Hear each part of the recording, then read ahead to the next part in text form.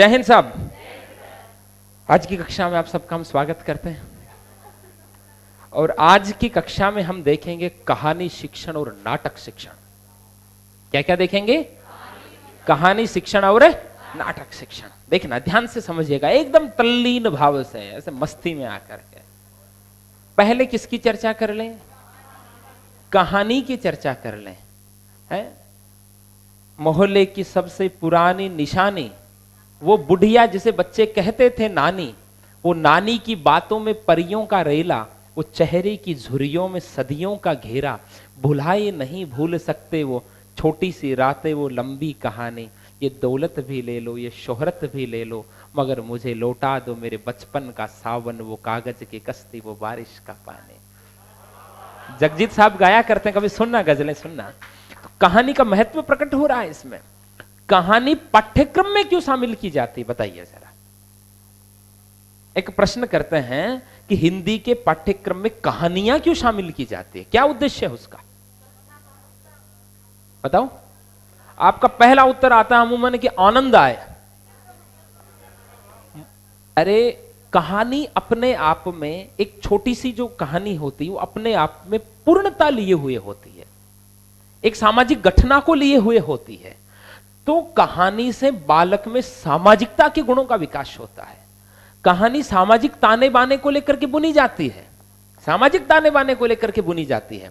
उसमें उच्च नैतिक आदर्शों और मूल्यों की स्थापना की जाती है। जैसे पंडित अलोपीदीन नमक का दारोगा पढ़े प्रेमचंद वाली, तो अंत में ईमानदारी का महत्व प्रकट हो रहा है उसमें।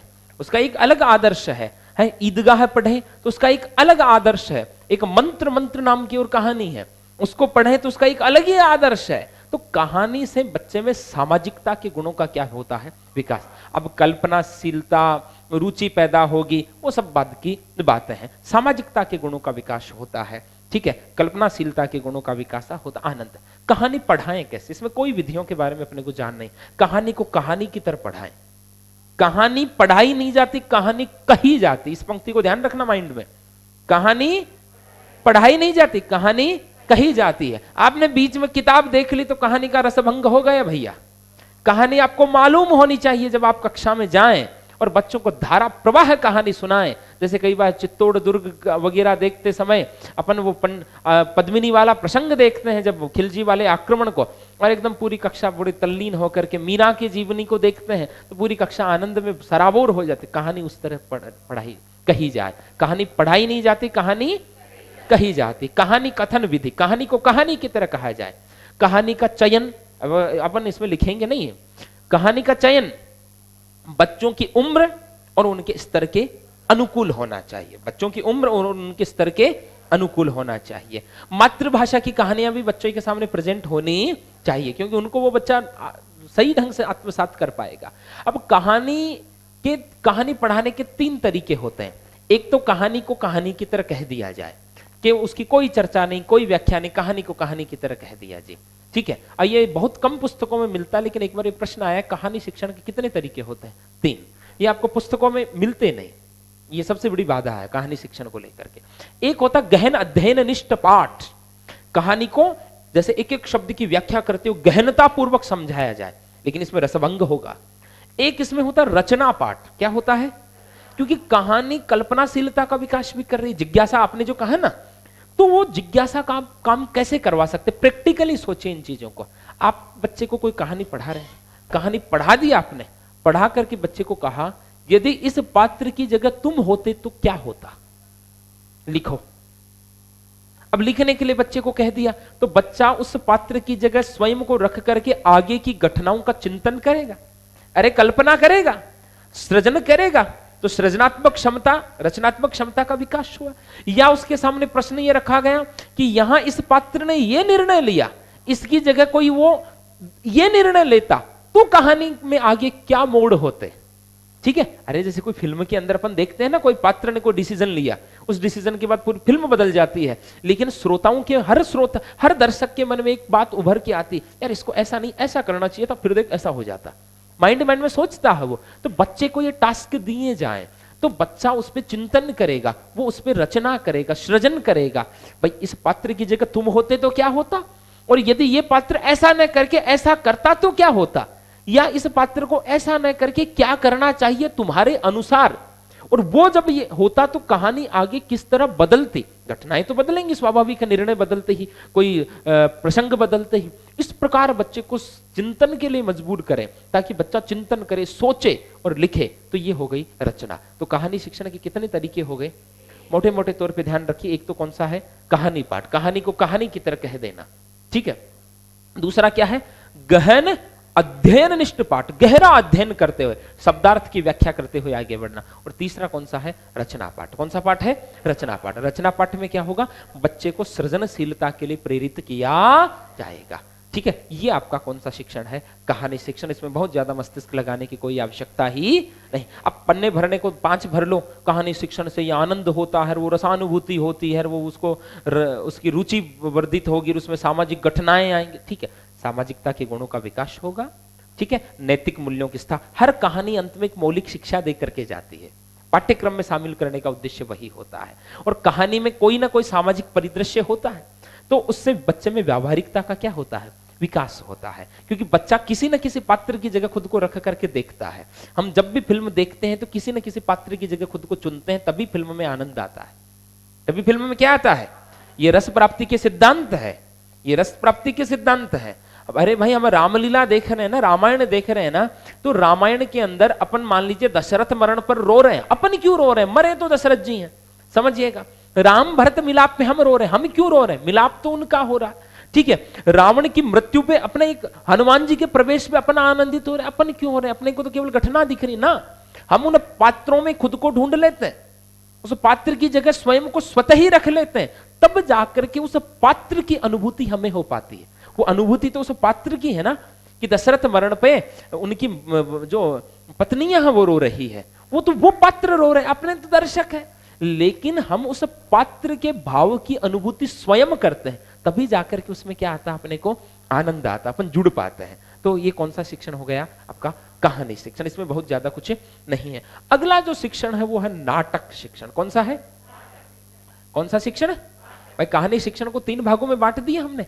एक तो कौन सा पाठ है, बोलो, मौखिक पाठ। दूसरा बोलो महाराज, अध्ययन, गहन अध्ययन निष्ठ पाठ। और तीसरा रचना पाठ। कौन सा पाठ है, रचना पाठ। अब बात करें नाटक शिक्षण की, हमारे पाठ्यक्रम में नाटक क्यों शामिल किए जाते हैं, बताइए। नाटक शामिल करने का क्या उद्देश्य है पाठ्यक्रम में, बोलो। मनोरंजन के लिए नहीं, मनोरंजन प्राथमिक उद्देश्य नहीं हो सकता। सामाजिक घटनाओं को पहचान, लेकिन मूल उद्देश्य कहीं ना कहीं ये होगा, प्राथमिक फर्स्ट प्रायोरिटी पे जिसे हम रखें, क्या, अभिनय कौशल, अभिनय कौशल और संवाद, दोनों में व्यक्ति निपुण। अरे भाई जैसे आप में से बहुतों को मैं मंच पे बुला लूं तो आप ना बोल पाओ, 5-7 के अलावा किसी मुद्दे पे धारा प्रवाह है, आत्मविश्वास के साथ नहीं बोल पाओ, कारण संवाद कौशल की कमी है, वार्तालाप करने का गुण विकसित ही नहीं हो पाया। मैं कई बार जैसे देखता हूं कुछ बच्चे कभी ऑफिस में कोई शिकायत लेकर के जाते तो कहने से पहले उद्वेलित हो जाते हैं, सामने वाले को लगता है कि लड़ने आए। वो उनके मन में वो भाव नहीं है, लेकिन वो उनकी भाषा, शब्द, भाव सभी बदल जाते हैं। कारण क्या है, वार्तालाप की गुण विकसित नहीं। और कई लोगों को देखा होगा बड़े विपरीत परिस्थिति में बड़े शांत मुस्कुराते रहते हैं और बाद में आराम से एक हल्का सा बयान देकर करके खत्म है। वार्तालाप करने का गुण है। तो नाटक में क्या होगा, नाटक में अलग अलग पात्र होंगे। मान लीजिए एक राजा बना है, एक मंत्री बना है, एक गुरु बना है, एक सैनिक बना है, एक चोर बना, अलग अलग पात्र होंगे। उन पात्रों का संवाद बालक को बोलना है, अपने को उस दृष्टिकोण से देखना है। संवाद बोलना है तो सबके बोलने की शैली भी अलग अलग है। भाई राजा थोड़ा सा आत्मविश्वास से कड़क कर बोलेगा, अब मंत्री उसके सामने कुछ विनती के भाव में बोलेगा, चोर डरे हुए भाव में बोलेगा, सैनिक और भी अनुशासन में बोलेगा। तो अलग अलग सामाजिक परिस्थितियों में बोलने का गुण क्या होता है, विकसित होता है। नेतृत्व के गुणों का विकास होता है। मैं नाटक में एक सूत्रधार होता है, आपको पूरी की पूरी प्लानिंग करनी होती है, संवाद तय करने होते हैं, वेशभूषाएं तय करनी होती है, ठीक है। तो इसलिए अब नाटक के गुण, भाई उद्देश्य तो हमारे सामने आ गए, क्या कि वार्तालाप करने का गुण विकसित करना, अभिनय कौशल विकसित करना। क्योंकि मेरा यह मानना है कि जीवन में बहुत से लोग सही समय पर सही शब्दों में सही बात न कह पाने के कारण बहुत कुछ से वंचित रह जाता है। हर व्यक्ति के जीवन में कहीं ना कहीं ऐसी चीजें जुड़ी हुई रहती है। घर पे पिताजी को सही समय पर सही शब्दों में सही बात नहीं कह पाए तो हो सकता है जीवन का कोई निर्णय गलत हो गया। किसी अन्य को कोई, आप समझ रहे हैं, सही समय पे कुछ नहीं कह पाए तो भी जीवन में फिर पछताना पड़े। सही बात है भैया। और गलत तरीके से कह दे तो पछताना पड़े। शब्दों का चयन, अरे ये जो डिप्लोमेसी होती है ना, जैसे हमारे ये दूत वगैरह, राजदूत वगैरह बाहर जाते, दूसरे देशों में रहते हैं, वहां आपकी बॉडी लैंग्वेज और आपके शब्द चयन एक एक की व्याख्या की जाती है कि इसने इस शब्द का प्रयोग किया, इसका मतलब क्या भाव था, इस ढंग से कहा, इसका मोदी जी ने इस ढंग से आकर के उस राष्ट्रपति से मिले हैं, इसका क्या था, उनकी आपस की जो केमिस्ट्री है, मिलने का जो तरीका है, उसकी भी व्याख्याएं होती है। तो नाटक से अभिनय और संवाद कौशल, मनोरंजन तो होगा ही, सामाजिक चीजों का भी अपने को ज्ञान होगा। हम सामाजिक कुरीतियों से जुड़े हुए नाटक प्रस्तुत करके जन जागरण प्रस्तुत कर सकते हैं। नाटक शिक्षण की एक श्रव्य दृश्य सामग्री है। अरे श्रव्य दृश्य है, नाटक में सुनते भी हैं और देखते भी हैं। और आपका मनोविज्ञान कहता है एक से अधिक इंद्रियां यदि अधिगम में सक्रिय हैं तो अधिगम अपेक्षाकृत अधिक क्या होता है, स्थायी होता है। ये पढ़ते हैं ना अपन, तो ये सब चीजों की अपन व्याख्या कर सकते हैं। हम नाटक पढ़ाने के लिए अपन विधियां कौन सी काम में लें, उनकी अपन थोड़ी सी क्या करते हैं, चर्चा करते हैं। देखो भैया, एक विधि होती है, कौन सी विधि, आदर्श नाट्य विधि। कौन सी विधि, क्या होता है इसमें, बोलो भैया। मैंने किताब हाथ में ली, मान लीजिए नाटक के 5 पात्र, 5 पात्रों की बातें मैंने ही कह दी, अलग अलग ढंग से कह दी। राजा की बात थोड़ी कड़क करके कह दी, गुरुजी की बात थोड़ी उस ढंग से कह दी, सैनिक की बात उस ढंग से कह दी। पूरे जो है हाव भाव अभिनय जो है, जो संवाद है, वो गुरुजी ही प्रस्तुत करते थे हैं। इससे बच्चे उसे नाटक के बारे में जान तो जाएंगे, लेकिन उद्देश्य क्या था, प्रैक्टिकली सोचिए। उद्देश्य था बच्चों में संवाद कौशल और अभिनय कौशल को विकसित करना। बच्चों ने संवाद बोला क्या, बच्चों ने अभिनय किया क्या, नाटक की कथा वस्तु तो उनको समझ में आ गई, लेकिन जिस उद्देश्य से पाठ्यक्रम में नाटक शामिल किए जाते उस उद्देश्य की प्राप्ति हुई क्या? अरे हाँ या ना? तो ये विधि काम की है क्या? नहीं है। हालांकि ये बहुत समय से काम में ली जाती है, गुरुजी पढ़ाते हैं, आप और हम सब इसी विधि से पढ़ते हैं, इससे भी नहीं पढ़ते हैं अपन तो व्याख्या विधि से पढ़ते हैं। ठीक है, एक ही लय में पढ़ते हैं, पूरी बातें एक ही लय में कह दी जाती है ना। आपको थोड़ा सा संवाद को उस ढंग से बोलना पड़ता है भाई। जैसे अब वो सैनिक है, वो कहे महाराज की जय हो, महाराज आज हमने इतने लोगों को गिरफ्तार किया इस जुर्म में है? राजा ये बोलेगा पेश किया जाए, वो उस ढंग से, वो ऐसे थोड़ी बोलेगा पेश किया जाए ना, वो अपने ढंग से बोलेगा भैया। ठीक है, संवाद कौशल। अब बच्चे महाराज उसमें सक्रिय ही नहीं है, बच्चे सक्रिय ही नहीं है, बच्चे कंप्लीटली निष्क्रिय हैं, तो क्या बच्चे सीख पाएंगे? अरे बच्चे सीख पाएंगे क्या? तो बोलो तो महाराज, वरना आप भी निष्क्रिय रह जाओगे तो आप भी नहीं सीख पाओगे। तो ये कौन सी विधि है, कौन सी विधि? फिर प्रभु दूसरे नंबर पे की विधि आती है, कौन सी विधि? अरे बोलो। अब अभिनय कौन करे? छात्र ही करेंगे, लेकिन हम इसको 2 भागों में बांटेंगे। एक होगा रंगमंच अभिनय, कौन सा होगा? और एक होगा कक्षा अभिनय। क्या होगा? कक्षा अभिनय। रंगमंच अभिनय में क्या होगा? Stage performance. मंच पर 15 अगस्त और 26 जनवरी को स्कूल के मंच पे जो अभिनय होता था ना नाटक का, वो कौन सा अभिनय होता है? तो इसको प्रयोग विधि कहेंगे, क्योंकि वास्तविक परिस्थितियों में अभिनय तो यही होगा। पीछे पर्दा भी रहेगा, पीछे, अरे पर्दे का बड़ा महत्व होता है नाटक में। मान लीजिए कोई राज दरबार का दृश्य है तो पीछे राज दरबार का सा पर्दा रहता है, कोई जंगल की घटना है तो पीछे जंगल का पर्दा रहता है, युद्ध का दृश्य है तो पीछे युद्ध लड़ती हुई सेनाओं का पर्दा रहता है। जो महाराज बना उसने गत्ते का मुकुट भी लगा रखा है और कोयले से मूछ भी बना रखी है, और जो महारानी बनी है उसने गांव में से किसी के मांग करके कपड़े लाई हैं बेचारी, वो भी पहन रखी हैं। लड़के ही बनते थे बेचारे, ठीक है, होता था ना स्कूल में।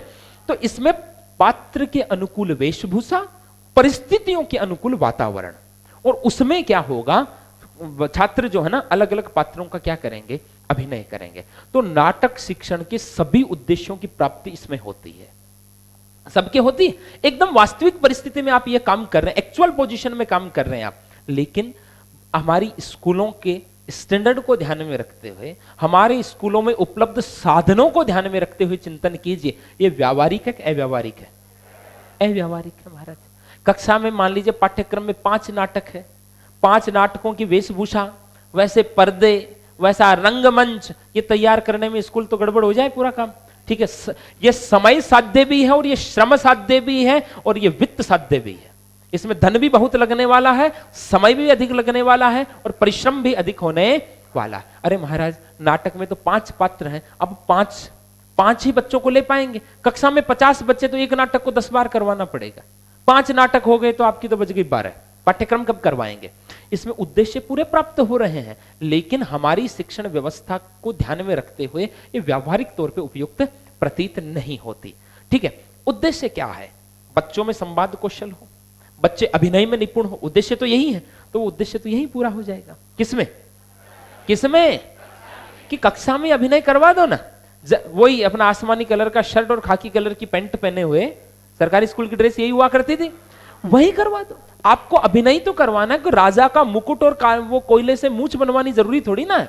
उसको वो संवाद बोलना सिखाना है। संवाद वो उसी आत्मविश्वास के साथ बोले, उसी हाव भाव के साथ बोले, अभिनय वैसा ही करे। उसका वाचिक और आंगिक, वाचिक मानी बोलने वाला, आंगिक मानी अंग विन्यास, वो अभिनय वैसा ही होना चाहिए। तो इसमें अंतर किसका है? एक तो स्टेज का अंतर है और एक ड्रेसअप का अंतर है, बाकी दोनों क्या है? सेम है। दोनों क्या है? सेम है। कौन सी विधि? ये खटपट बंद करो रे। कौन सी विधि है? कक्षा अभिनय विधि। कौन सी विधि? कक्षा अभिनय विधि। ठीक है, पात्र के अनुकूल वेशभूषा, परिस्थितियों के अनुकूल वातावरण किसमें रहता है? लेकिन खर्चीली है जी, समय अधिक लगता है, इतने साधन उपलब्ध नहीं हो पाते। किस विधि में? रंगमंच में। इसलिए उचित है, विधि बहुत अच्छी है, विधि बहुत अच्छी है, एकदम अनुकूल परिस्थितियों में अभिनय होता है। ठीक है, लेकिन ये बड़ी खर्चीली है। पहले उनको छोड़ पाते, कौन सी विधि? रंगमंच। कौन सी? रंगमंच। ठीक है, फिर अगली कौन सी है? कक्षा अभिनय। कौन सी है? कक्षा अभिनय। आरिफ इसको बंद कर दो, डिस्टर्ब होंगे यार। ठीक है, इसको बंद कर दो। कौन सी विधि? कक्षा अभिनय विधि। कक्षा में अभिनय करवाएंगे। उद्देश्य आपके नाटक शिक्षण के जो थे वो प्राप्त हुए या नहीं हुए? अरे नाटक शिक्षण के आपके जो उद्देश्य थे, अभिनय और संवाद, वार्तालाप करने का गुण, वो तो इसमें भी आपको प्राप्त हो गए। अब हम कहें आदर्श नाट्य, रंगमंच और कक्षा अभिनय में से श्रेष्ठ कौन सी हुई? कौन सी हुई?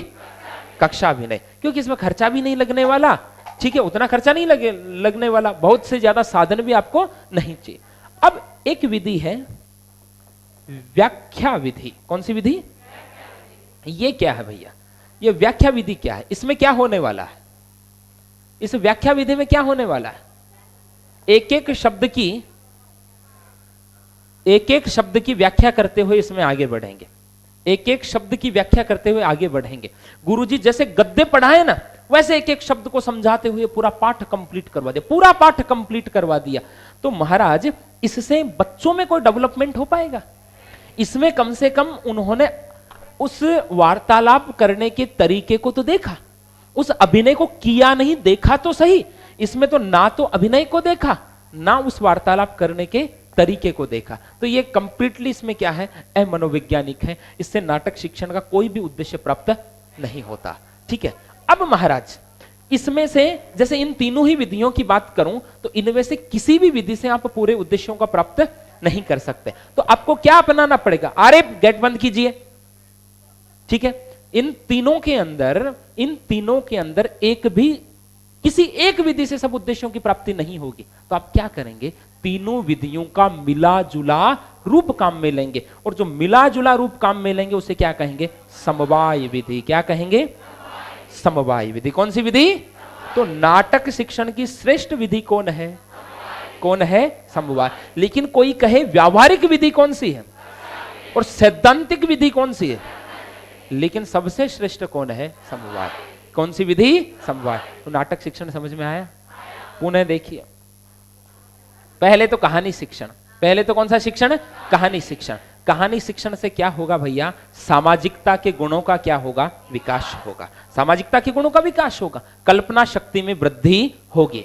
ठीक है, और उच्च जीवन मूल्यों और नैतिक आदर्शों की बच्चों में क्या होगी? स्थापना होगी, रुचि भी बढ़ेगी और आनंद भी आएगा। ठीक है, 3 तरीके अपनाएंगे। कौन कौन से? एक तो मौखिक पाठ। एक तो कौन सा पाठ है? मौखिक में कहानी कही जाती है, कहानी पढ़ी नहीं जाती, मैंने ये कह दिया। दूसरा कौन सा होगा? गहन अध्ययन निष्ठ पाठ। एक एक शब्द की व्याख्या करते हुए अपन आगे बढ़ेंगे, गहरी व्याख्या करते हुए आगे बढ़ेंगे।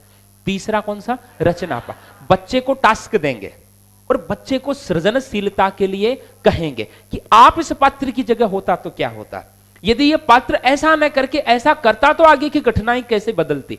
इससे बच्चे को चिंतन करना पड़ेगा, कहानी लेखक की भूमिका में आ जाएगा बच्चा। इससे उसमें सृजनशीलता का, रचनात्मकता के गुणों का क्या होगा? विकास होगा। फिर हमने प्रवेश कहां किया? नाटक शिक्षण में। कहां किया?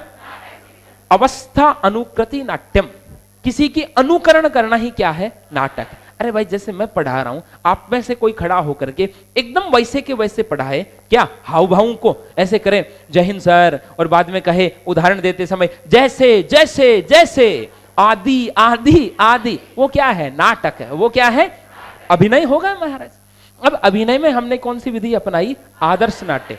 सभी पात्रों का अभिनय गुरुजी ही करेंगे, पूरे संवाद बोल देंगे, लेकिन बच्चे सक्रिय रहे क्या? रहे क्या? तो नाटक शिक्षण के उद्देश्यों की प्राप्ति हुई क्या? नहीं हुई। फिर हम कहां पहुंचे?